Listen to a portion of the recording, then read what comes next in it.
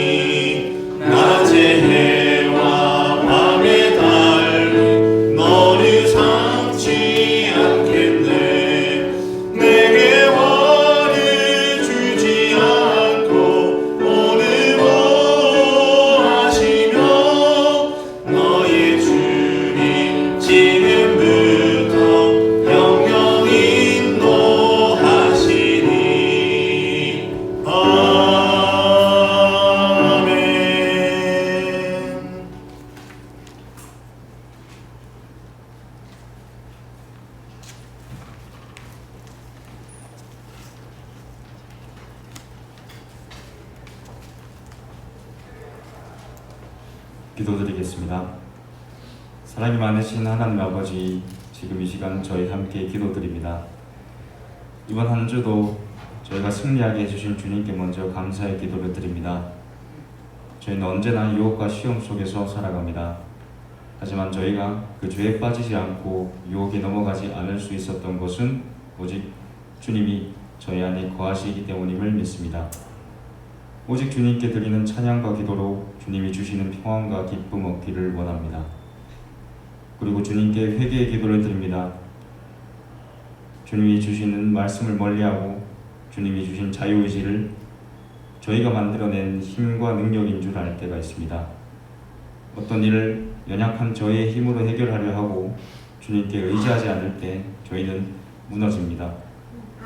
주님, 오늘 그 무너진 마음을 예배 가운데 주님께서 발견해 주시고 구원해 주시어 오늘 그리고 또 한 주를 살아갈 힘을 얻기를 간절히 소망합니다. 이 모든 말씀 살아계신 우리 주 예수님의 이름으로 기도드렸습니다. 아멘.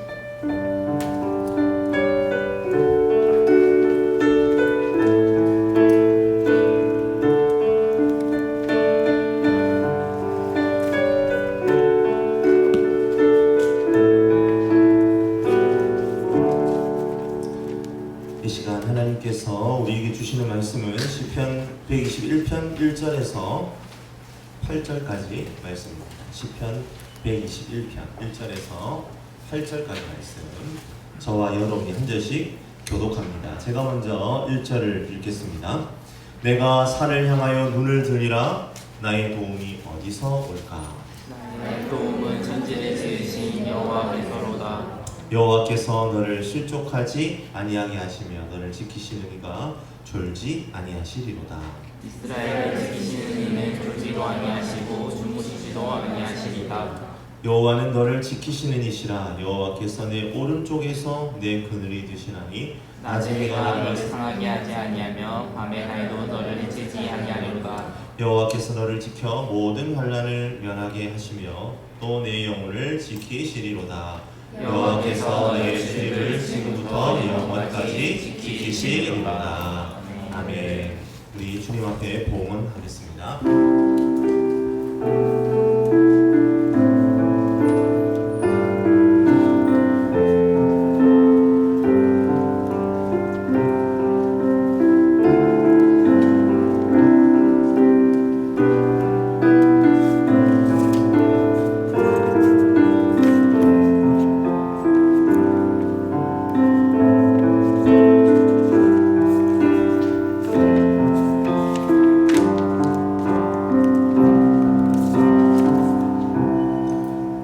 참 좋으신 하나님 아버지, 오늘 이 시간 하나님께서 우리를 주님의 자녀로 불러주셔서 특별히 마하나임이라는 이름으로 한 공동체를 이루어 한 마음으로 주님께 예배할 수 있는 이 자리를 허락해 주시니 감사합니다. 아직도 이 땅 가운데에 그리고 전 세계 가운데에 코로나 바이러스로 인하여 마음이 두렵고 위축되어지는 우리들의 삶의 일상이지만 하나님께서 그래도 우리의 삶의 자리 가운데 은혜를 주시고 또 우리가 정해진 여러 가지 절차와 질서 있게 모든 것들을 잘 준비하여서 저희가 모이는 예배로 올려드릴 수 있도록 인도해 주신 것을 참 감사합니다. 하나님, 저희들 이 예배의 자리 가운데 은혜를 더하여 주시고 여전히 하나님을 예배하는 자리 가운데 나오고 싶지만 여러 가지 개인적인 사정으로 인하여서 그리고 마음에 아직 뒤로 물러남이 있어서 지금 또 온라인을 통하여 함께 마하나임 예배로 나아가는 우리 지체들도 또한 있는 줄로 압니다. 하나님, 우리가 어디에 있든지 함께 있든지 홀로 있든지 우리의 심령이 오직 주님께로 집중될 수 있도록 인도하시고 하나님을 예배하는 그 마음의 높낮이에 있어서 결코 달라지지 않도록 우리를 지키시고 붙드시는 하나님을 바라볼 수 있도록 도와주시옵소서. 이 시간 주님께 귀한 예물 드렸습니다. 하나님, 이 예물이 하나님이 쓰여지는 곳곳마다 하나님의 놀라운 역사들이 일어나게 하시고 주님께서 기뻐하시는 것들로 세워지는 것이 우리의 눈에 드러날 수 있도록 하나님께서 역사하시고 인도하여 주시옵소서. 주님께 예물 드릴 때에 여기에 우리의 꿈과 비전을 담아 올려드립니다. 하나님의 것으로 삼아주셔서 주님의 때에 주님의 방법으로 이루어지는 것을 꼭 보게 하여 주시옵소서. 또한 더불어 우리의 예물 가운데에 우리의 눈물도 우리의 슬픔도 아픔도 다 담아 올려드리오니 주님께서 그 눈물 닦아주시고 그 모든 것을 기쁨으로 행복으로 바꾸어 주시는 하나님의 손길을 누리고 경험케 하여 주시옵소서. 이 모든 말씀 살아계신 예수님 이름으로 간절히 기도하옵나이다. 아멘.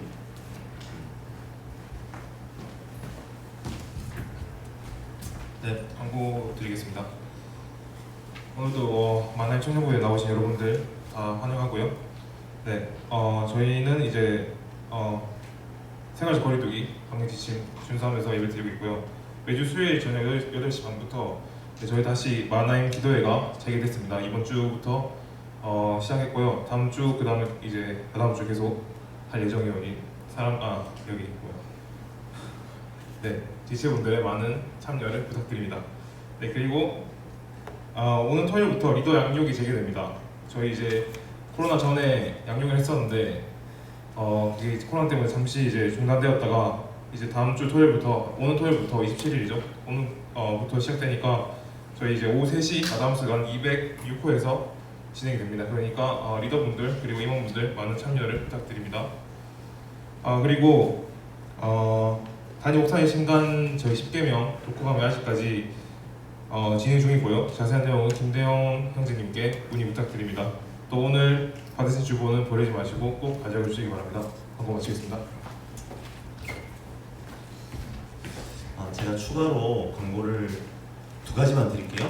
첫 번째 광고는 여러분들 그 스마트 요람 깔아놓으시고 놀라시는 분들이 좀 많더라고요. 자기 얼굴을 보고. 예, 사진을 하도 안 주셔가지고 제가 열심히 카톡과 페이스북과 여러 그 SNS를 열심히 뒤져서 올려놓은 사진들이 좀 있습니다. 마음에 들지 않으신 분들이 있을 수 있어요. 그러면 어떻게 하면 되느냐? 참고 인내하면 되느냐? 그러실 필요 없고 저에게 사진을 주시면 됩니다. 그럼 제가 사진을 다 바꿔 드릴 수 있어요.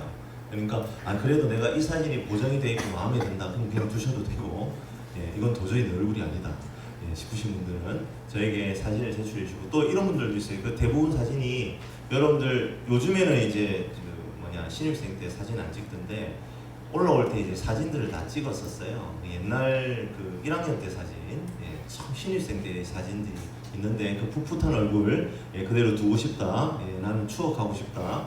괜찮습니다. 그런데 도저히 양심상 이것을 그대로 두어서는 안 되겠다 싶은 지체들은 저에게 주셔도 되고, 아니면 조리더나 임원들에게 카톡으로, 카톡 보낼 때 알죠? 원본으로 보내기로 해서 보내야 사진이 안 깨지는 거 아시죠? 그렇게 사진 주셔서 사진 교체하실 수 있습니다. 언제든지 부탁드리겠습니다. 그리고 실내에서의 마스크 착용에 대해서 한 번만 더 제가 강조하고 싶습니다. 우리 일단 예배, 그러니까 건물 안으로 들어오시게 되면 가능한 한이 아니라 무조건 마스크를 좀 착용하고 있어야 되고요. 또 예배 시간에도, 그리고 이제 예배 이후에 진행되는 우리 목장 모임에서도 많이 답답하고 좀 힘드실 줄 압니다. 그래도 좀 시간들을, 지침들을 지켜서 꼭 마스크 착용 해주시기를 부탁드리겠습니다. 그게 나를 지키는 일이고, 우리 지체를 지키는 일이고, 우리 마하나임 예배와 모임을 지키는 일이다 라는 것을 꼭 기억하면서 같이 갔으면 좋겠습니다. 우리 다시 한번 서로 격려하며 인사하며 나아가겠습니다. 옆에 있는 분들하고 인사하겠습니다. 오늘도 하나님의 은혜가 있습니다. 인사하겠습니다. 오늘도 하나님의 은혜가 있습니다. 우리 이제 앞뒤로 인사합시다. 그 은혜 꼭 받읍시다. 인사하겠습니다. 그 은혜 꼭 받읍시다. 할렐루야. 오늘 우리 하나님 예배 가운데 하나님께서 은혜와 놀라운 복들을 부어주실 것입니다. 그거 다 받아 누리는 우리 청년부 되었으면 좋겠습니다. 그리스도인이 되기로 결심한 사람들은요, 반드시 죄 많은 이 세상으로부터 돌아서는 회개의 과정이 요구됩니다. 그 회개의 과정을 통과하여 죄 많은 이 세상이 내 집이 아니고 참 본향인 천국을 소망하게 되는 것이죠. 그리고 기꺼이 나그네의 삶을 살기로 결정합니다. 그것이 바로 하나님의 자녀가 되는 삶입니다. 하지만 이제 여기에서 문제가 생기는 거예요. 거듭남으로 하나님의 자녀가 되면 하나님께서 다 해결해 주실 줄 아는 거죠. 우리 인생이 술술 풀리고 막히는 것이 없어야 하는 것이 아닌가 하는 생각을 하게 된다는 거예요. 그런데 어떻습니까? 그게 어디 그런가요? 그런 삶은 우리에게 없는 것처럼 보인다는 겁니다. 버스를 타고 가다 보면 이런 광고 보신 적 있는지 모르겠습니다. 사업이 잘 안 되십니까? 결혼 생활이 순탄치 않으십니까? 배우자를 찾는데 짝지가 안 보이십니까? 총각 도사를 찾아주세요. 각종 용하다는 도사들은 다 등장을 하죠. 그만큼 세상 사람들이 자신의 미래나 장래에 대해서 불안해하고요, 그것을 미리 내다보고 싶은 욕구가 강하다는 것을 알 수 있습니다. 여러분들 지금 이제 학교를 못 가니까 좀 그렇긴 한데, 대학가에 지금도 유행합니까? 한때 휩쓸었던 사주 카페 요즘도 있어요. 청년들이 그렇게 몰려들잖아요. 왜? 그러니까 몰려들고 장사가 되니까 계속 여는 거 아니겠습니까? 대학가든 시내든 사람에게 기본적으로 그런 욕구가 있는 거예요. 내 미래에 대해서, 내 장래에 대해서 알고 싶은 욕구가 있습니다. 왜요? 불안하니까요. 그것을 미리 내다보고 싶은 욕구가 우리들에게 있습니다. 그런데 그런 광고에 보면요, 총각도사를 찾으세요, 그런 광고를 보면 항상 꼬리표가 하나 붙어요. 모든 종교인 환영, 괄호 열고, 기독교인 포함, 괄호 닫고, 괄호까지 쳐가면서 자신들의 고객 리스트 가운데에 기독교인을 포함시킨다는 겁니다. 자, 이러한 광고가 반증하는 것은 무엇입니까? 그렇죠? 그런 곳에 가는 그리스도인이 있다는 말이겠죠. 오는 사람이 있으니까 그런 식으로 광고를 하는 것 아니겠습니까? 이런 광고를 볼 때 처음 드는 생각은 참 어리석은 기독교인들이 있구나 하는 겁니다. 분명 성경에는 점을 치거나 신내림을 받은 사람에게 미래를 물어보는 행동을 사술의 죄라고 분명하게 규정합니다. 그럼에도 불구하고 점집을 드나드는 성도들이 있다는 말이죠. 물론 우리 청년들 이야기는 아니고 다 저기 담장 밖에 있는 교회에서 일어나는 일인 줄로 믿습니다. 이럴 때 아멘을 크게 해야 돼요. 아무 때나 아멘 하지 말고 있는 줄로 믿습니다. 네, 안 그러면 오해받아요. 그런데 한편으로는 이런 생각도 든다는 거예요. 아, 그리스도인이 된다고 해서 모든 인생의 문제가 다 해결된 것 아니구나, 자유하게 되는 것은 아니구나 라는 생각을 하게 된다는 거죠. 오죽하면 하나님 믿는데 점을 치러 가야 했을까 하는 그 마음에 안타까움도 있다는 겁니다. 얼마나 상황이 힘들었으면 점집을 찾았겠노, 이런 마음이 든다는 거죠. 물론 오해하시면 안 됩니다. 제가 지금 하다 안 되면 점이라도 치러 가보세요 그런 얘기하고 있는 거 아니에요. 앞부분에 졸다가 지금 듣고 그런 얘기 어르신들에게 하면 안 됩니다. 우리 마하나임 청년들은 지혜로우시니까 제가 지금 무슨 얘기를 하는지 잘 알 것 같아요. 절대로 가면 안 돼요. 교회 다니는 사람이 뭐 기도 안 해봤겠습니까?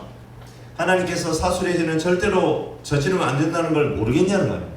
그런데 아무리 그렇게 해도 안 되니까 앞뒤 좌우가 꽉 막혀 있으니까 지푸라기라도 잡는 심정에서 저러는가 보다라고 하는 생각이 한편으로 들더라는 거죠. 하나님을 믿어도 여전히 존재하는 현실의 어려움이 있습니다. 하나님께서는 성경의 여러 군데를 통해서 분명히 형통한 삶을 보장하신다고 약속하십니다. 하지만 현실은 그렇지 않은 것처럼 보일 때가 너무나 많다는 거죠. 그러한 성도들의 안타까운 마음이 오늘 우리가 함께 읽었던 시편 121편 1절에 고스란히 들어있습니다. 우리 한 목소리로 1절을 읽습니다. 1절 말씀입니다. 같이 읽습니다. 시작. 내가 산을 향하여 눈을 들이라 나의 도움이 어디서 올까?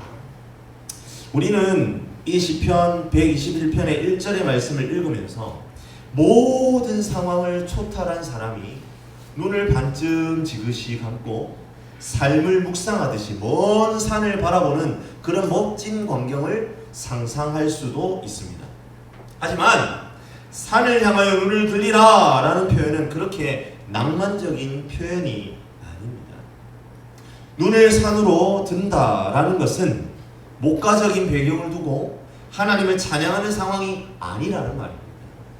산을 향하여 라고 할 때 이 산은요, 높은 곳을 의미합니다. 고대 이 중동지방에서는요, 옛날에 높은 곳은요, 우상의 제단을 지칭할 때 사용하던 표현이에요. 우리나라 무속신앙인들이 신을 모시려고 할 때에 깊은 산에 들어가잖아요. 깊은 골짜기에 들어가서 촛불 켜놓고 신을 모시는 행위를 합니다. 그것하고 비슷해요. 산을 향하여 눈을 든다라는 것은 바로 우상의 제단을 바라보게 된다라는 그런 의미입니다. 사랑하는 청년 여러분, 자신이 죄인임을 깨닫고 예수를 믿어 그리스도인이 되었습니다. 그리고 하나님을 전적으로 신뢰하고 세상의 모든 달콤한 것은 거짓말이라고 선언하면서 신앙의 여정을 시작했어요. 나은의 길을 걷기 시작했습니다. 그런데 현실이 만만치가 않다는 겁니다. 그래서 높은 곳으로 우상의 제단으로 자연스럽게 눈이 갑니다. 세상의 도움에 눈이 간다는 겁니다. 하나님보다 당장 눈에 걸리는 우상의 제단이 더 나를 잘 위로해주고 만족시켜줄 것 같은 유혹이 그들에게 다가오는 거예요. 요단강을 건너서 가나안 땅으로 들어간 이스라엘 백성들에게 이제 만나가 끊어졌어요. 만나는 광야를 지나가는 동안 그들의 양식이 되었던 겁니다. 그들은 이제 뭘 지어야 됩니까? 농사를 지어서 먹고 살아야 돼요. 그런데 그들이 한 번도 농사를 지어본 적이 없다라는 게 문제입니다. 그들은 가나안으로 오기까지 목축업을 하던 사람들이에요. 양을 기르고 소를 키우던 사람들입니다. 그런 그들에게 농사는 참으로 어려운 일이죠. 그러한 이스라엘 백성들에게 하나님께서는 어떤 약속을 하셨습니까? 이렇게 약속하세요. 내가 이른 비와 늦은 비를 주어서 너희가 농사 잘 지을 수 있도록 해줄 거야. 내가 다 해결해 줄 거야 라고 말씀하셨어요. 이스라엘 백성들은요 그것을 믿고 기다려야 했습니다. 그런데 그게 너무 어려운 거예요. 당장 만나가 끊어지고 매출하기도 없습니다. 그러니까 긴장이 되는 거예요. 이러다가 굶어 죽는 거 아닌가? 그런 생각이 들더라는 거죠. 그때에 그들의 눈을 드니까 보이는 게 있었습니다. 그게 무엇입니까? 바로 가나안의 우상인 바알이죠. 바알은요 풍요의 신이에요. 가나안의 모든 부족들이 바알을 모시면서 농사를 지어요. 그것이 그 지역 사람들이 가지고 있는 농사의 방식이었습니다. 아무것도 모르는 이스라엘 사람들의 눈에 바알 신이 들어오는 거예요. 나의 도움이 어디서 올까 하고 눈을 드니까 바알이 눈에 들어온 것입니다. 게다가 이 바알이라는 신을 섬기는 방식도 너무 마음에 드는 거예요. 하나님께서는 결혼이라는 제도 안에서만 우리의 성을 누리도록 허락하셨습니다. 그런데 바알은요 그럴 필요 없대요. 비가 필요할 때마다 아모하고나 성관계를 맺으라고 하는 거예요. 서서히 이스라엘의 마음을 사로잡아 버립니다. 자신의 정욕도 마음대로 채울 수 있고 먹고 사는 문제도 해결해주는 바알신에게 마음이 더 가기 시작하는 겁니다.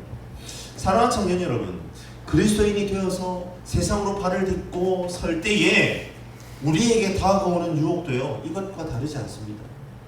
아직 우리 대학이라는 환경 가운데 있는 우리 전연차 친구들은 이런 것들이 좀 덜 느껴질지 모르겠지만 당장 이제 졸업을 앞두고 또 졸업하고 취업을 준비하고 있는 분들, 그리고 이미 직장 생활에 나아가고 있는 우리 청년들은요 아마 제가 하고 있는 이야기가 무슨 이야기인지 정확하게 이해할 수 있을 것 같아요. 회개의 과정을 통해서 그것은 아니야, 그것은 거짓이야 라고 선언했던 것들이 다시 우리에게 더 좋아 보이는 바알로 다가올 때가 있더라는 겁니다. 그리고 그것을 붙잡고 싶어지는 거죠. 뭔가 문제가 있는 그리스도인들에게만 생기는 문제가 아니에요. 신앙도 좋고 모태신앙에다가 교회도 오래 다녔고, 여러분 그러니까 그런 일은 나에게 일어나지 않을 거야 그렇게 착각하면 곤란합니다. 그리스도인이라면 누구나 만날 수 있는 유혹이라고 생각해야 해요. 그렇다면 어떻게 해야 합니까? 우리는 어떻게 그 상황을 극복할 수 있습니까? 어떻게 바알의 노골적인 유혹으로부터 우리 자신을 지켜낼 수 있는 것일까요? 그 순간 우리에게 필요한 것이 바로 2절의 고백입니다. 우리 2절 말씀도 같이 한번 한 목소리로 읽어보겠습니다. 나의 도움은 천지를 지으신 여호와에게서로다. 아멘. 1절과 2절은 철저한 대조를 이루는 거죠. 시인은 산을 향하여 눈을 든 성도들에게 그 시선을 철저히 천지를 지으신 여호와께로 고정할 것을 요구합니다. 그것이 유일한 방법이란 말이지요. 만나가 그치고 매출하기가 없는 이스라엘 백성들을 향하여 너희는 그 땅의 소산을 먹을 것이다 라고 약속해 주신 하나님을 붙잡으라는 겁니다. 도움은 결코 다른 곳으로부터 오지 않는다라는 것을 시인이 각인시키고 있는 거죠. 사랑하는 청년 여러분, 이 시간에 이것을 다시 한번 선포하며 나아가기를 간절히 바랍니다. 세상 이것이 더 좋아 보이고 더 커 보인다 할지라도 그것은 결코 나의 도움이 될 수 없음을 기억합시다. 오직 천지를 지으신 여호와 하나님 나의 도움 되신다고 믿음으로 고백하며 나아가는 저와 우리 청년들이 되시길 주님의 이름으로 간절히 축복합니다. 그 믿음으로 우리는 유혹을 이겨낼 수 있는 힘을 얻게 되는 겁니다. 그런데 말이죠, 사랑하는 청년 여러분, 그러함에도 불구하고 여전히 해결되지 않는 우리의 현실이 있잖아요. 그렇게 우리가 믿음으로 고백한다 할지라도 우리의 마음을 어떻게 다잡는 것만으로 그리스도인이 된 후에 맞이하게 되는 환난과 혼란스러움이 자연스럽게 해결되지는 않는다는 말이죠. 그렇게 나의 도움이 천지를 지으신 여호와에게서로다 라고 선언한다고 해도 여전히 세상은 하나도 변하지 않는 것처럼 보이고 현실적인 어려움은 여전하다는 겁니다. 세상을 마다하고 하나님을 택한 순간 모든 문제와 의심은 해결되고 이제 하나님 안에서 모든 것이 잘 될 것이라고 생각할 수 있습니다. 하지만 실상 그렇지 않다는 거예요. 하나님만이 나의 도우심이고 그분에게만 내 시선을 고정하기로 결심해도 의심과 분노는 여전합니다. 예기치 못한 사고와 육체적인 질병으로 인해서 병원 신세라도 지게 되면 우리의 마음은 끝도 한도 없이 나락으로 떨어져 버리게 되는 거죠. 그리고 우리의 마음을 비집고 올라오는 생각이 하나 있습니다. 하나님만이 나의 도우심이라고 결단하고 그분만 바라보고 있는데 왜 이렇게 일이 풀리지 않는 걸까? 그래, 이런 상황이 발생하는 이유는 지금 뭔가 하나님과의 관계가 잘못되었기 때문이야. 그래서 하나님은 그런 나의 변덕스러운 모습에 실망하셔서 이제 관심을 끊으신 거야. 관심을 쏠을 만한 다른 가치 있는 누군가를 찾아 떠나신 거야. 이렇게 생각한단 말이죠. 물론 우리의 죄로 인하여 당하는 고난이 있을 수 있습니다. 하지만 우리가 주님을 따르기로 결정하고 당하게 되는 애매한 고난은 우리의 과실 때문만은 아닙니다. 오히려 성경은 성도의 감정적, 육체적 고난을 경험하게 되는 것이 당연하다라고 우리에게 말해주고 있습니다. 내가 예수님의 제자로 살아가겠다라고 결심하는 순간부터 우리는 또 다른 소외와 불안을 경험하게 된다는 거지요. 하나님을 경외하고 그분만이 나의 도우심임을 고백하는 삶을 살기만 하면 그때부터는 일이 잘 풀리고 아무런 염려 없을 것이다 라고 여겼습니다. 하지만 여전히 존재하는 현실의 문제들이 우리를 참으로 무능한 사람으로 여기도록 만들 수 있다는 겁니다. 그런데 말입니다, 사랑하는 청년 여러분, 놀라운 것은 이러한 현실의 문제를 경험하는 저와 여러분들이 비정상이 아니라 정상이라고 성경이 말하고 있다는 거예요. 바꿔 말하면 성경 어디에도 신앙생활이 삶의 역경을 면해줄 것이다 라고 암시하고 있는 것이 어디 희미하게라도 비친 곳이 없다는 거예요.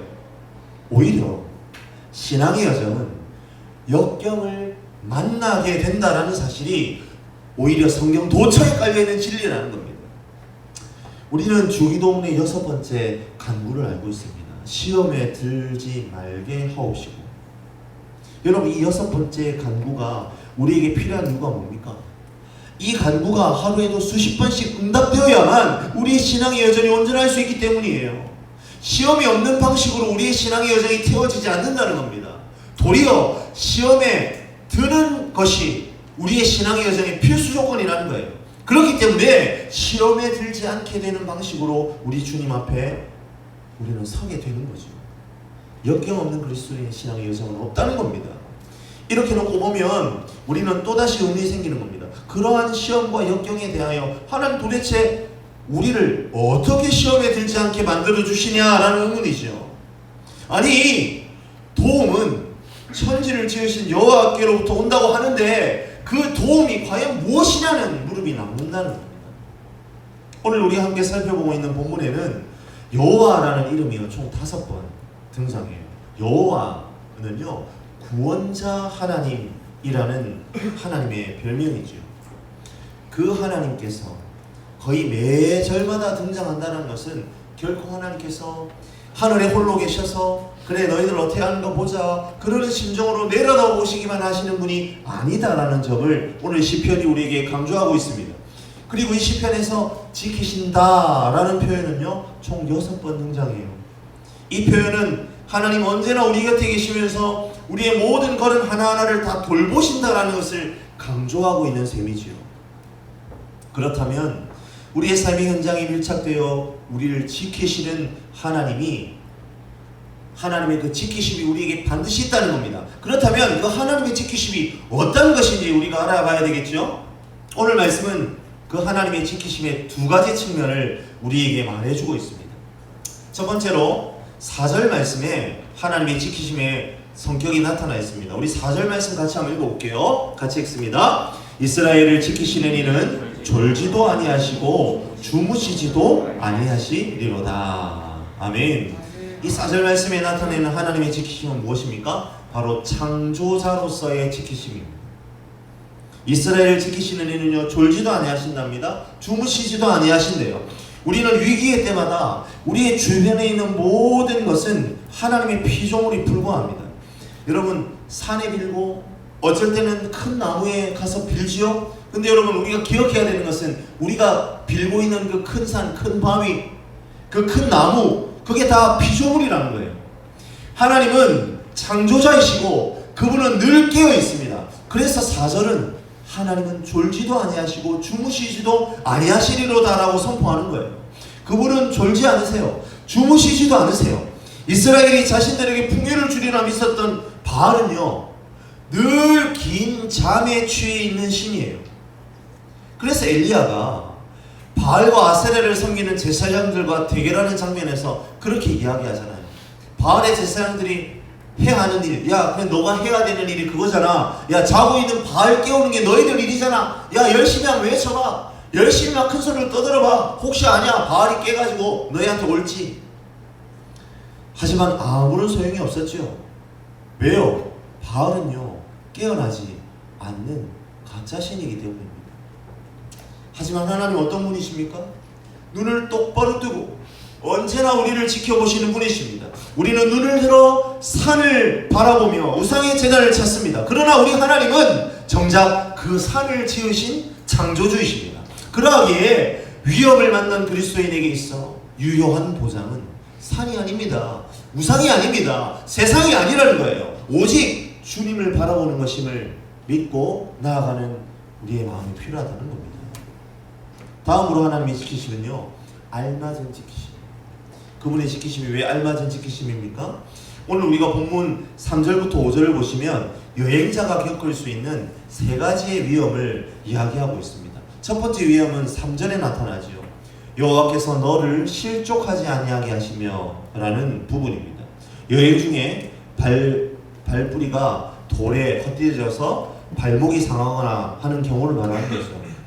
하나님께서는 그러한 상황에 대해서도 믿는 자들을 지켜주신답니다. 하지만 우리가 3절의 말씀을 잘 살펴보면 돌뿌리에 채이는 일조차 없는 것을 의미하지 않는다는 것을 알 수 있어요. 돌뿌리에 채일 수 있습니다. 넘어질 수 있다는 거예요. 그렇게 되더라도 우리 주님께서는 실족지 않게 하신다는 겁니다. 그 상황에 알맞은 지키심이 있다라는 거죠. 두 번째 위험에 대한 지키심도 마찬가지입니다. 5절에 낮에 해가 너를 상하게 한다라는 표현은 뜨거운 햇빛에 의해서 일사병에 걸려서 실신하는 걸 말하죠.